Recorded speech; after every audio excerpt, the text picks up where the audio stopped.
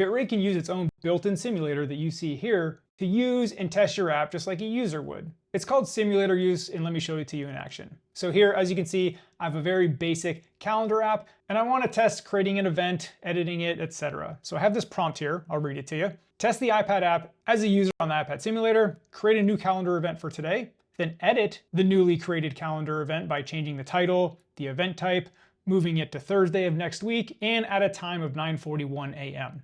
and fix any issues that you may find. And I was pretty specific for the sake of this video, but you could just say, test the edit event sheet, and it will look at the UI, it'll look at the code around it, and it will make smart decisions and be able to test for edge cases, even with a simple phrase like that. All right, we'll let Bitrig do its thing, and I'll comment along the way. All right, as you can see, it pulled up the sheet. Now it's gonna create the event, I assume. It's probably gonna type in there some name, test event. All right, so it created a new event. Now I assume it's gonna edit it. That's what I told it to do. Cool, it pulled it up. Now let's edit the name, I believe was my first instruction. So let's see how it does there. Okay, updated event. Now we're changing the type from work to, what are we gonna pick? What are we gonna do? All right, looks like we're going to travel.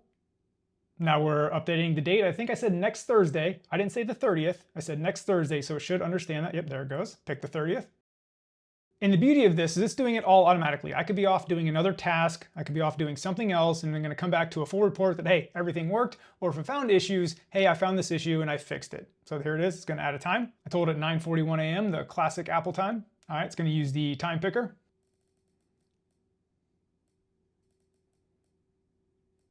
And it's taken a little bit to figure out 9:41 a.m., but it'll get there. All right, there we go. It got to the 9. Now 41, we're only 2 away. Should be no problem.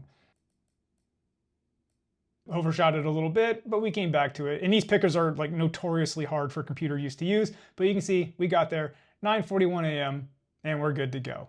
Oh, and it looks like it found an issue actually. I spoke too soon. You can see there, it says the core edit controls work, found a data loss path, dismissing the time picker can close the entire editor and the event disappears before you can hit save. So you can see my event is gone. So let's see if it does a fix for this. It's gonna fix it and go through the whole path again to verify that it works, which is what you want it to do. And yep, here it goes. It is gonna go through that whole flow again, but I'm gonna speed up the video. I'm not gonna edit anything out, I'm not gonna cut anything. I'm just gonna speed things up to save your time and get to the end result.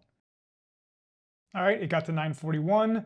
Let's see if dismissing the picker dismisses the whole sheet, which negates the save. It did not, it saved it. You can see the updated event on the calendar right there. Again, it went through the whole process where it changed the name, it changed the type, it switched it to next Thursday. And it said the test went great. It showed me what it updated it to, but you saw an example of how simulator used. Tested my app, it found an issue. It went back, it fixed the issue. Then it retested to make sure everything was good, and now we're good to go. That thing is fixed. And that's simulator use in Bitrig.